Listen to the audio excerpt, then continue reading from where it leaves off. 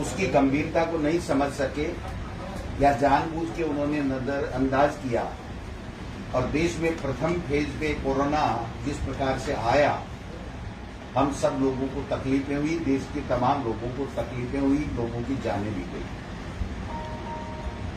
लेकिन देश के प्रधानमंत्री ने ये कहा कि हम जल्दी ही वैक्सीन का इजाद करेंगे और हमारे देश में वैक्सीन का निर्माण होगा और तमाम देश के लोगों को फ्री में हम लोग वैक्सीन लगाएंगे और उसका खर्चा केंद्र की सरकार उठाएगी, यानी फ्री में लगाएंगे तो केंद्र की सरकार उठाएगी। और इसके लिए केंद्र के बजट में कहा गया कि 3500 करोड़ रुपए वैक्सीनेशन के लिए रखा गया। लेकिन जब दूसरा कोरोना की वेव आई तो न तो पर्याप्त मात्रा में वैक्सीन केंद्र की मोदी सरकार दे पाई, हमारे देश में निर्मित वैक्सीन बाहर जाती रही, वाई लूटते रहे और चुनाव में, बंगाल चुनाव आदि में व्यस्त रहे। और यहां पर कोरोना दूसरी वेव इतनी खतरनाक आई कि देश में लाखों लोगों की जान गई। और उस वक्त मोदी जी ने अपने हाथ खड़े कर दिए और राज्यों के ऊपर ये कह दिया कि आप जानो वैक्सीन कहां से आए, कैसे खरीदो, कहां से पैसे का जुगाड़ करो, आप जानो, और चुप करके बैठ गए। हमारी नेता राष्ट्रीय अध्यक्ष आदरणीय सोनिया गांधी जी ने, पूर्व प्रधानमंत्री मनमोहन सिंह जी ने, हमारे नेता राहुल गांधी जी ने और अन्य विपक्षी दलों के तमाम नेताओं ने देश के प्रधानमंत्री से गुजारिश की कि कोरोना की दूसरी वेव बड़ी खतरनाक है, आप लोग वैक्सीन लगाइए, यही हमारे पास में उपचार है, इसके अलावा कोई उपचार नहीं है।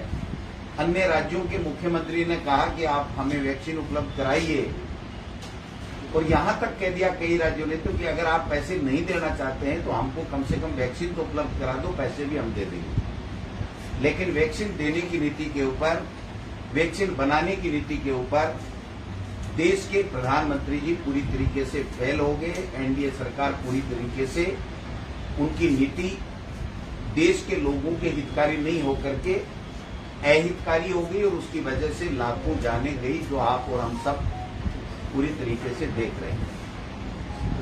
और जब पूरी दुनिया में हमारे भारत सरकार की थू-थू होने लगी, बेइज्जती होने लगी, क्रिटिसाइज होने लगे, बड़े बड़े लेख उनके खिलाफ छपने लगे, तो आखिर उन्होंने, मैंने कल भी कहा था कि एक हमारे मारवाड़ी में कहावत है, लोकोक्ति है, जो गूगल के ऊपर आप सर्च करोगे मिल जाएगी, कि अटका बनिया उधार दे। यानी स्वार्थी व्यक्ति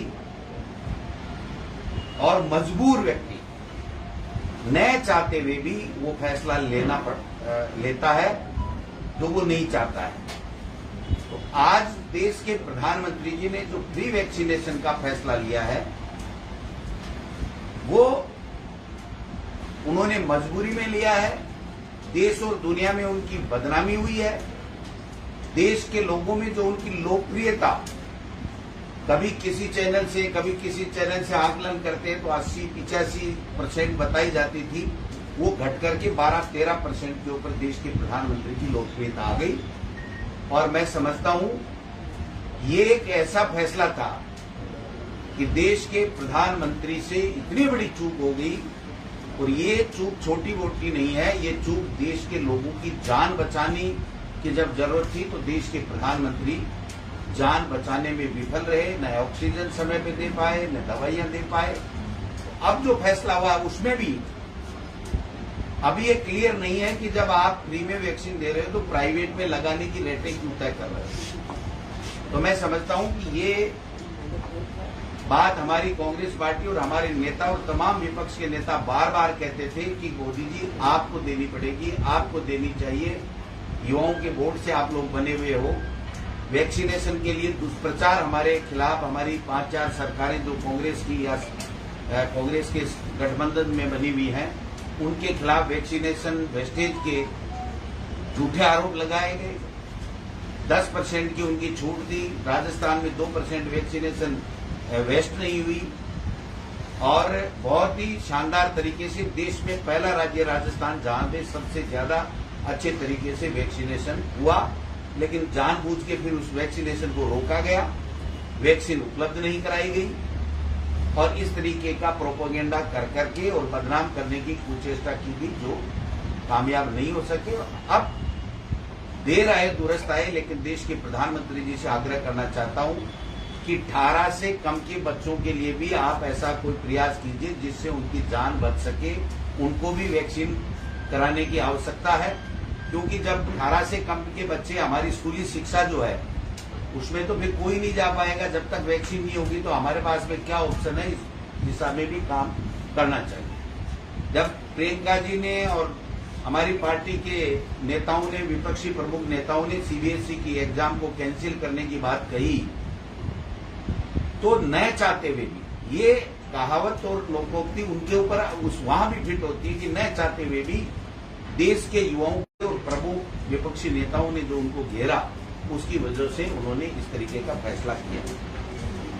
अब दूसरा जो मैं कहना चाह रहा हूं कि 11 जून को अखिल भारतीय कांग्रेस कमेटी ने निर्देश दिए हैं कि हमारे तमाम कांग्रेस पार्टी के पदाधिकारी, एमएलए, एमएलसी, सांसद, पूर्व सांसद, सीडब्ल्यूसी के मेंबर, निवर्तमान जिलाध्यक्ष, ब्लॉक अध्यक्ष, तमाम लोग 11 से पहले वर्चुअल बैठक करके जिला कांग्रेस कमेटियों की तय करेंगे, पेट्रोल पंपों का स्थान चिन्हित करेंगे और तख्तियां बना करके कोरोना गाइडलाइन की पालना करते हुए वो विरोध प्रदर्शन करेंगे। क्योंकि जो महंगाई के हाल हैं वो मैं आपको बताना चाहता हूं, जिसके कारण से आम लोग दुखी हैं, जीना दूभर हो गया है। अप्रैल 2014 में मनमोहन सिंह जी की जब सरकार थी तो क्रूड ऑयल था 108 प्रति अमेरिकी डॉलर कच्चा तेल, और तब पेट्रोल 71 रुपए और डीजल 57 रुपए कुछ पैसे। आज जब जून 2021 में क्रूड ऑयल 61 रुपए प्रति डॉलर प्रति कच्चा तेल प्रति बैरल है, तो इनके भाव हैं 102 रुपए 82 पैसे पेट्रोल की कीमत है और डीजल की कीमत है वो 95 रुपए 96 पैसे, और एक वो प्राइम होता है वो तो 100 के लगभग या 100 ही है। यूपीए सरकार के समय डीजल के ऊपर जो वेट था वो 3 रुपए 56 पैसे था, अब करीब 32 रुपए। मोदी सरकार ने 7 साल में जो एक्साइज ड्यूटी 12 बार बढ़ाया, केवल 2 बार घटाया। अक्टूबर 2017 में एक्साइज ड्यूटी 2 रुपए घटाई, 18 में 2 रुपए घटाई। इसके अलावा हर बार एक्साइज ड्यूटी डीजल और पेट्रोल के ऊपर बढ़ाई गई। मई 2020 में एक साथ पेट्रोल पर 10 रुपए और डीजल पर 13 रुपए एक्साइज ड्यूटी बढ़ाई और केंद्र को जाने वाली एक्साइज ड्यूटी 32 रुपए 98 पैसे के लगभग आज है। पेट्रोल डीजल की महंगाई, केंद्र की तरफ से लगाई जा रही एक्साइज ड्यूटी भी कटघरे में है। राज्यों को जो एक्साइज ड्यूटी से मिलने वाला पैसा है उस एक्साइज ड्यूटी को कम किया जा रहा है, और केंद्र को जो मिलने वाली एक्साइज ड्यूटी है उसको बार बार बढ़ाया जा रहा है। और आज तक के इतिहास में जितनी केंद्र ने एक्साइज ड्यूटी डीजल और 2 से तुलना करें तो पेट्रोल 224% और डीजल 336% के लगभग बढ़ा। इसी प्रकार सब्सिडी से मिलने वाला जो गैस का सिलेंडर है वो आज 800 रुपए हो गया है, जिसकी कीमतें इन्हीं 7 साल में 220% से भी कहीं ज्यादा बढ़ी है। लोकसभा में खुद देश के पेट्रोलियम मंत्री ने एक प्रश्न के जवाब में स्वीकार किया, धर्मेंद्र प्रधान जी ने, कि डीजल और पेट्रोल पर टैक्स कलेक्शन में 459% बढ़ोतरी हुई है। 459%। 1 मार्च 2014 को 14.2 किलो के घरेलू सिलेंडर 410 रुपए के लगभग मिलते थे, आज वो 800 के पार पहुंच गया।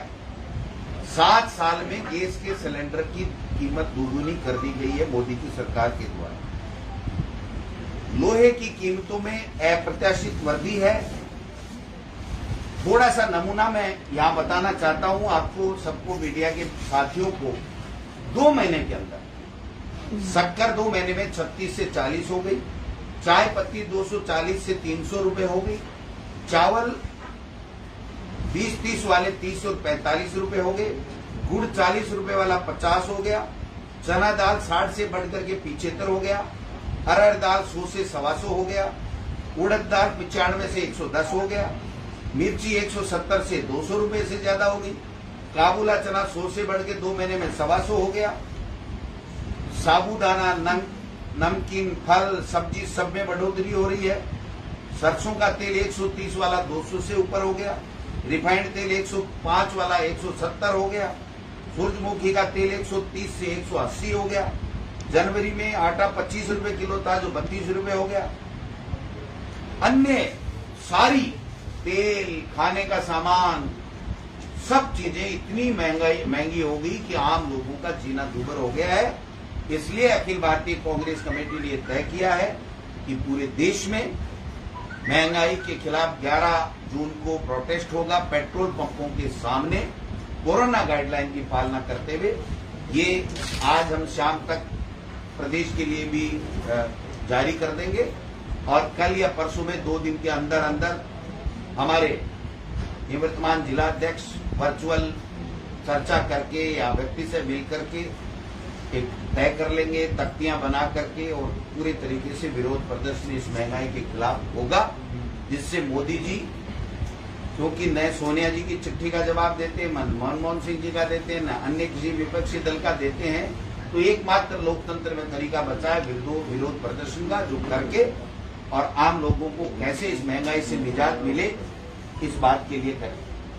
कांग्रेस पार्टी ने एक स्टैंड लिया था कि अगर आपने फ्री वैक्सीनेशन नहीं दिया तो हम लोग सड़कों पे उतरेंगे, चाहे प्रियंका जी हो, राहुल जी हो, तमाम विपक्ष के नेता हो, सबने, और विशेष रूप से जो पत्रकार जगत है जिसमें प्रिंट हो, चाहे इलेक्ट्रॉनिक हो, चाहे दूसरे तरीके से वर्चुअल, ये जो वेबसाइट वाले दूसरे जो भी हो, उन्होंने सबने ये कहा था कि आपका मोदी जी ये निर्णय गलत है, जिससे इस केंद्र सरकार की जो स्थिति हुई है वैक्सीनेशन में, वो मैं बताना चाहता हूं कि हमारे यहाँ कहावत चरितार्थ है। 2 व्यक्तियों ने शर्त लगाई, एक ने कहा भाई हार गए तो तेरे को 100 प्याज खाने पड़ेंगे, तो उसने कहा साहब ठीक है। जब वो हार गया तो उसने कहा 100 प्याज खाओ, 4, 5, 10 प्याज खाए। फिर जब मुंह छिलने लगा तो उसने कहा दूसरा विकल्प है या नहीं है? बोले है। बोले 100 चप्पल खा लो। बोले 100 चप्पल खा लूंगा। 10 खाई तो दर्द होने लगा। उसने कहा नहीं इतने में मुंह थोड़ा ठीक हो गया। तो नहीं मैं तो प्याज खा लूंगा। तो ऐसे करते करते 100 प्याज भी खाए, 100 चप्पल भी खाई। तो मैं समझता हूं जो एनडीए सरकार की स्थिति है वो आज, चाहे वैक्सीनेशन का मामला हो चाहे दूसरे मामले हो, उनकी वो स्थिति हो रही है कि किसी तरीके से उनके समझ में नहीं आ रहा है कि हमको क्या करना चाहिए। और देश में जो अराजकता का माहौल है, देश में जो भय का वातावरण है जिस प्रकार का है, मैं समझता हूं हम सब लोग इससे दुखी हैं, आम जनता दुखी।